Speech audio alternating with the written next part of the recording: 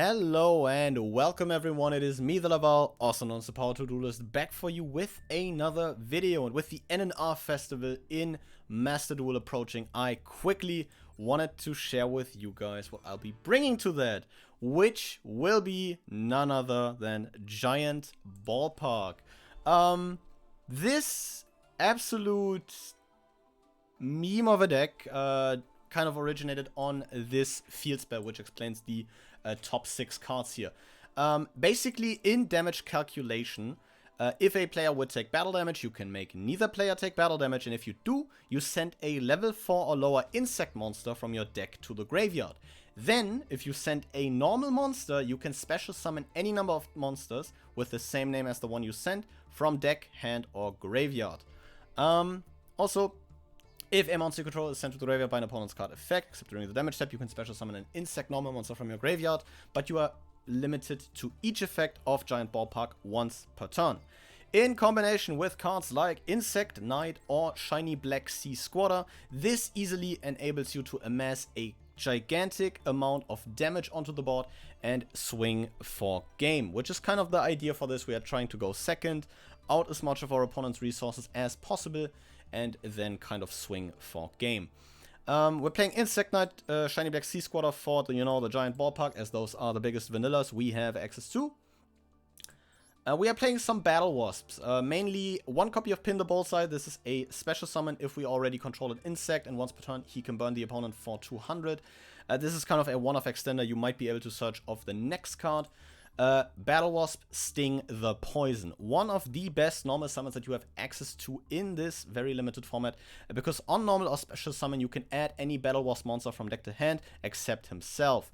Also, quick effect, you contribute another insect monster, then target an effect monster the opponent controls, negate that monster's effect until the end of the turn. Not only is this a very solid level 2 tuner that gets you basically started on your entire Battle Wasp package, but also maybe something you can interrupt your opponent with.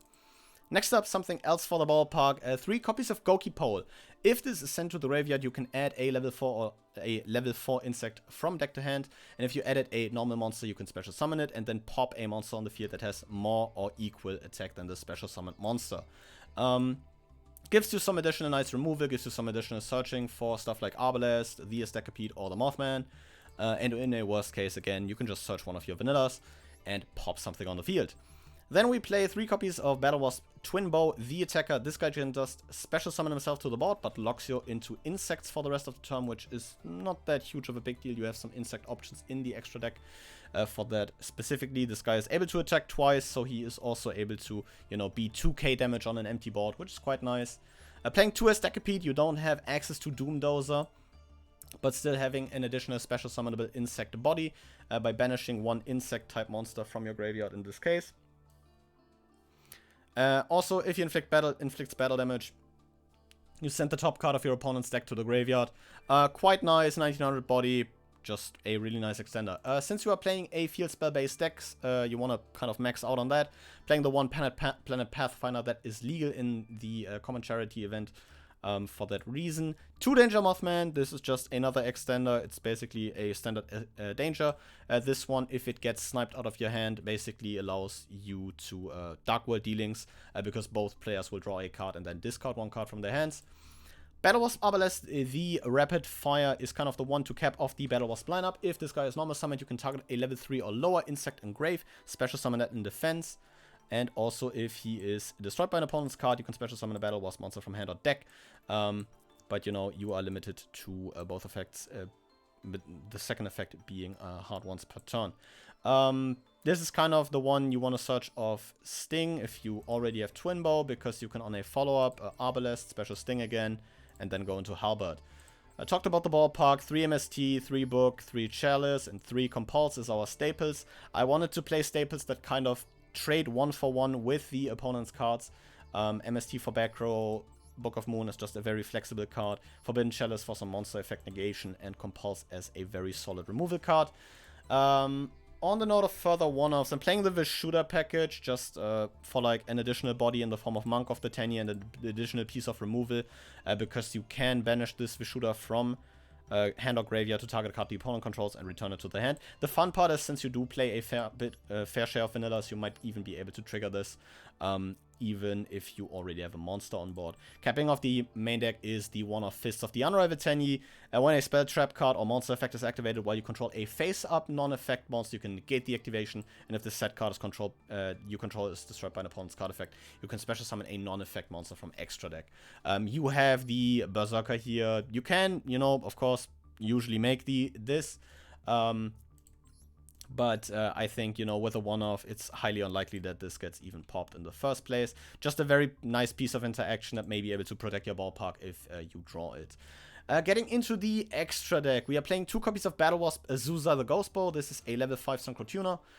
If your opponent takes effect damage from another Battle Wasp, you can burn your opponents for the original attack of that monster. Quite nice if you also have a Halberd on the field, since that is 2500 additional damage. And also when a monster is destroyed by battle with your Battle Wasp monsters, you can special summon this guy from the graveyard in defense, but banish him when it leaves the field. Just a very cool Synchro you can make. You can maybe cut this down to 1 for like an additional rank 4 or something. I'm still on 2, still haven't found a reason to really cut this down to kind of have him in a situation where I want him. Then we're playing 2 copies of Halberd the Charge. This is a very cool monster because once per battle during damage calc, if he attacks a monster that has equal or higher attack, you can quick effect half the attack of that opponent's monster during damage calculation only, which makes you able to run over a lot of big bodies, which is, you know, quite nice. Also, when he inflicts battle damage, you can burn your opponent for 200 for each Battle Wasp you control.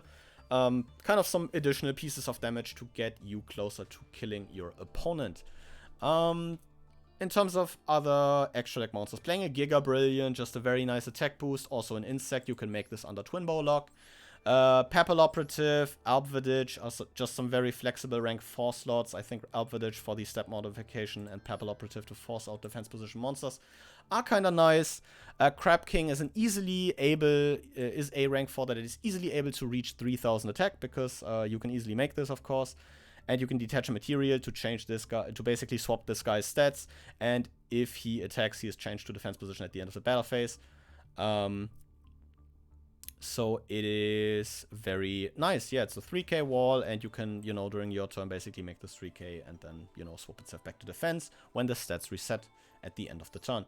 Malevolent Sin is a rank 4 you can make under Twin Bow lock, which is quite nice. Detach a material to banish a monster the opponent controls until the next standby phase, may be able to open a window for you to go for game. And also if this guy if this guy attacked, you can make him gain 300 attack and 3 ranks, so that's also kind of neat. Playing an Imduk to turn some of our non-effects into effects if we kind of need that. Playing the Monk for the Vishada if we need that. Playing 2 Shinobi Insect Haga Kuremino. This guy is kind of neat in all honesty. It takes 2 monsters with different names, and while he points to a monster, the opponent has to attack that monster instead of him, which is on the one hand very nice because he's only 1000 attack, but also if a monster he points to is destroyed by battle or card effect, you can special summon a level 4 or lower insect monster from hand or graveyard, but it gets banished when it leaves the field. Giving you some very nice extensions, and since he has an upwards left pointing arrow, you are even able to kind of, if your opponent places monsters in the middle monster zone and the left monster zone from your perspective, to kind of work with that as you are able to run over your opponent's monster and then trigger him to special summon another insect to the field, which is quite nice. Playing a Power Code Talker to kind of help with OTKing, and a Berserker of the Tenyi just because he's big. So yeah, this is a very kind of coin flippy deck in some cases. In most cases, you are hoping that your Ballpark doesn't get outed, of course. But when it doesn't, the Ballpark is just a really insane field spell that is easily able to generate you a lot of advantage, or help you just straight up OTK the opponent, because 3 Shiny Black Sea Squatters just so happen to be 6000 damage on board, which in a format like this is a lot. And I mean a lot. Went through just a whole bunch of other decks as well, and I'm very happy to, you know, finally know that this was a very good decision to make, and am 100% convinced that this will be the deck I will be bringing to the common charity event in Master Duel. But what decks will you guys be bringing? I'd be interested to hear that down below. Do you have any opinions on Giant Ballpark? Are you playing Giant Ballpark yourself maybe? So yeah, leave those down below. And with all that out of the way, I will thank you guys very much for watching and see you guys again next time. But until then, goodbye.